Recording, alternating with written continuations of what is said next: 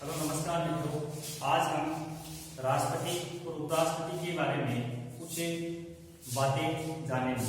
देखो, ये हमारे देश के सर्वोच्च पद होते हैं। पता ही है कि भारत का प्रथम नागरिक किसको कहते हैं? पता कौन होता है?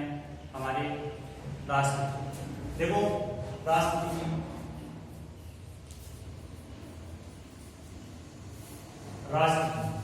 राष्ट्रपति का उल्लेख संविधान के 52वें अनुच्छेद में है और उपराष्ट्रपति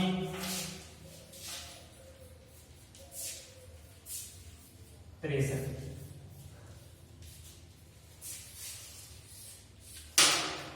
सबसे पहले इसकी योग्यता जानेंगे।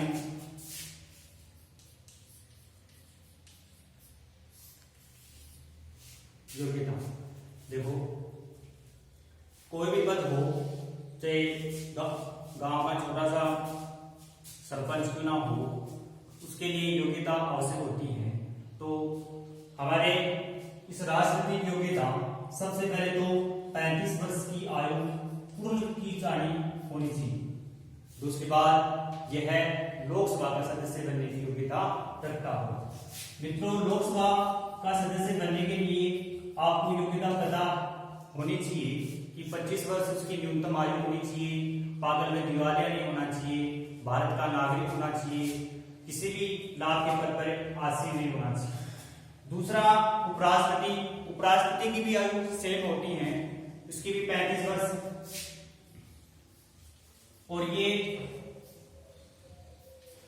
राज्यसभा का सदस्य बनने की योग्यता रखता हूं।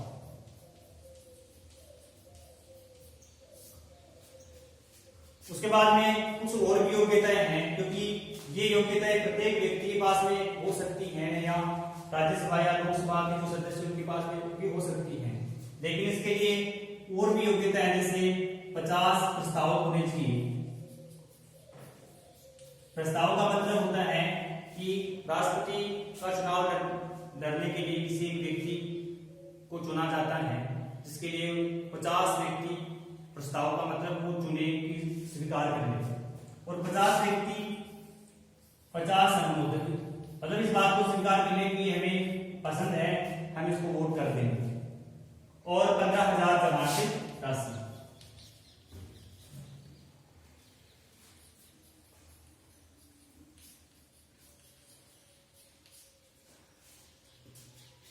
इसी प्रकार उपराष्ट्रपति में 20 प्रस्तावक, 20 अनुमोदक और 15,000 जमानतें राशि। अगर किसी भी जो भी राष्ट्रपति का चुनाव अगर कोई व्यक्ति लड़े, अगर उसको 1/6 मत प्राप्त ना हो, तो उसकी जमानत राशि जब्त हो जाती है। उसके बाद में चुनाव प्रक्रिया, यह चुनाव में भाग लेने वाले सदस्य, चुनाव में भाग लेने वाले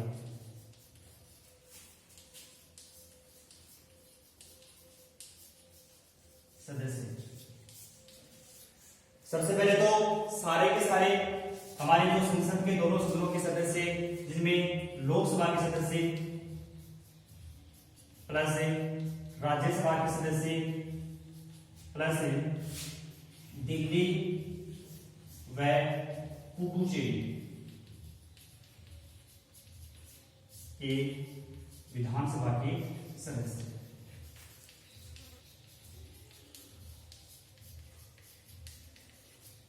इसी प्रकार से इसमें भी, उपराष्ट्रपति के में भी लोकसभा के सदस्य व राज्यसभा के सदस्य प्लस मनोनीत सदस्य।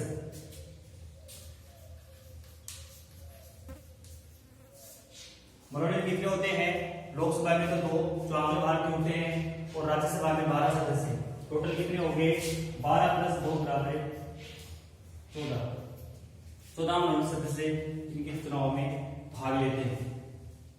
अब देखो, इसके बाद में हमें इसके चुनाव की प्रक्रिया किस प्रकार से होती है, कौन सी प्रक्रिया अपनाई जाती है? तो देखो, चुनाव प्रक्रिया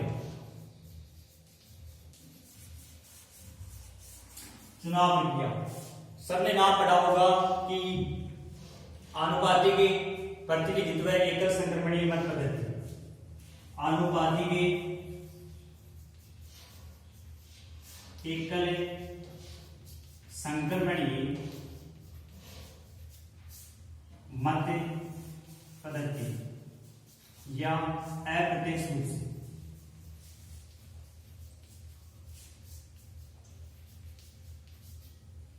उपराष्ट्रपति के चुनाव की प्रक्रिया भी सेम यही रहती है, आनुपातिक एकल संक्रमणीय मत पद्धति या अप्रत्यक्ष रूप से।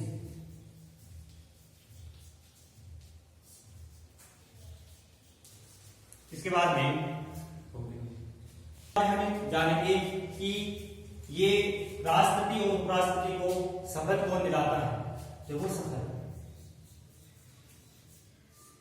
राष्ट्रपति के बाद में सबसे ऊंचा पद कौन होता है? सर्वोच्च न्यायालय का मुख्य न्यायाधीश, जो बड़े को बड़ाई की शपथ दिलाएगा।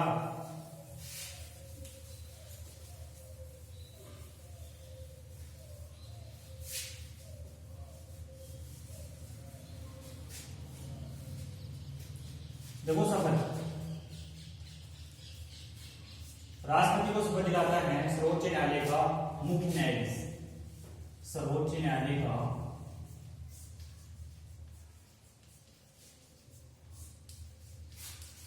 मुख्य न्यायाधीश।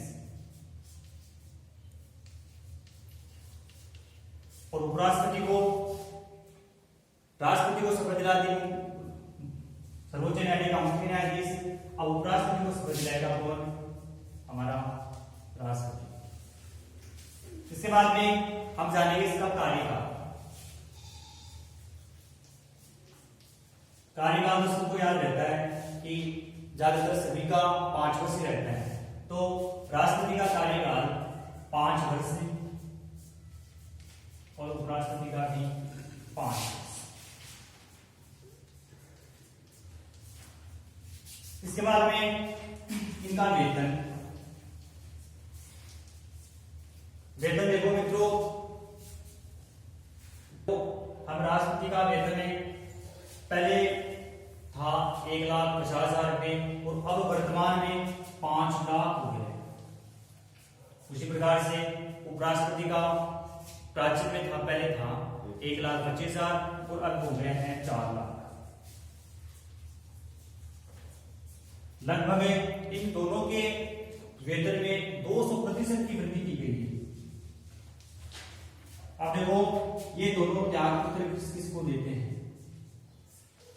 त्याग पत्र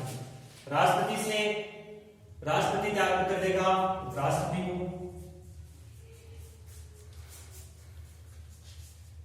और उपराष्ट्रपति त्याग पत्र देगा राष्ट्रपति को।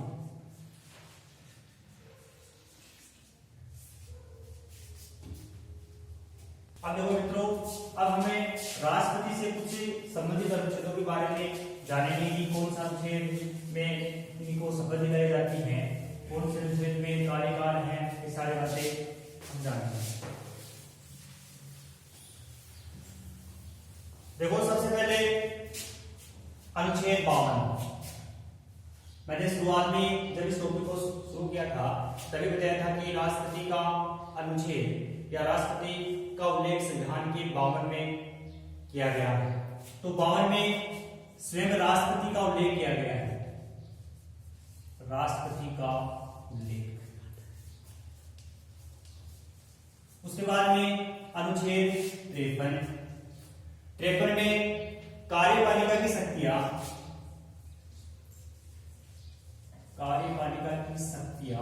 किसने निहित होगी? राष्ट्रपति।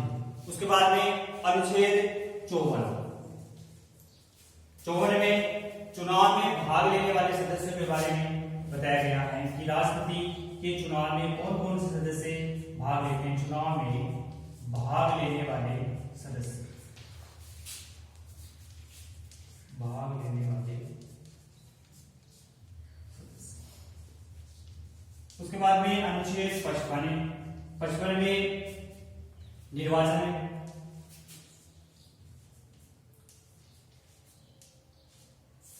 उसके बाद में 56 है, 56 में किया जाता है, 56 में है कार्यकाल। सबको बताया कि कार्यकाल राष्ट्रपति का 5 साल का होता है। उसके बाद में 57 में राष्ट्रपति का पुनर्निर्वाचन के बारे में भी बताया गया है। तो अनुच्छेद 57 में राष्ट्रपति का पुनर्निर्वाचन। उसके बाद में 58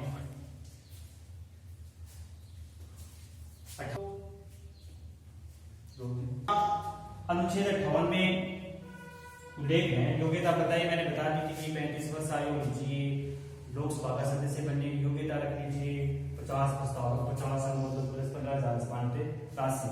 59 में राष्ट्रपति की शर्तें लिखी गई हैं और अनुच्छेद 60 में राष्ट्रपति की शपथ के बारे में उल्लेख किया गया है कि कौन इसको शपथ दिलाता है। मैंने बताया था इनको सर्वोच्च न्यायालय का मुख्य न्यायाधीश से शपथ दिलवाता है।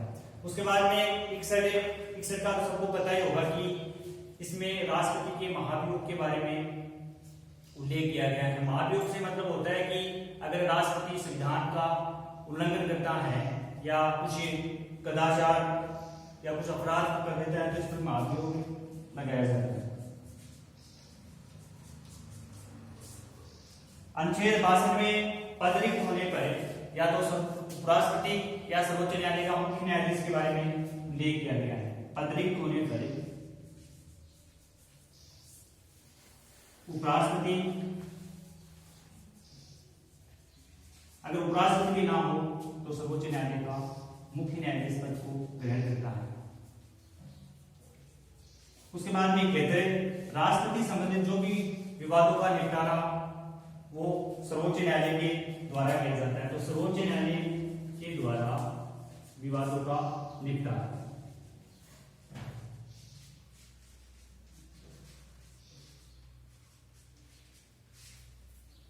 धन्यवाद। देखो आज हमने राष्ट्रपति और उपराष्ट्रपति के बारे में थोड़ी मेन बातें के बारे में हमें जाना है। अब हम कल अगर आपको अच्छा लगे तो कमेंट और लाइक करना, शेयर करना और हमारे इस ज्ञान सागर चैनल को सब्सक्राइब जरूर करना। धन्यवाद मित्रों, कल आपके सामने हम दोबारा हाजिर होंगे एक नए टॉपिक के साथ। नमस्कार।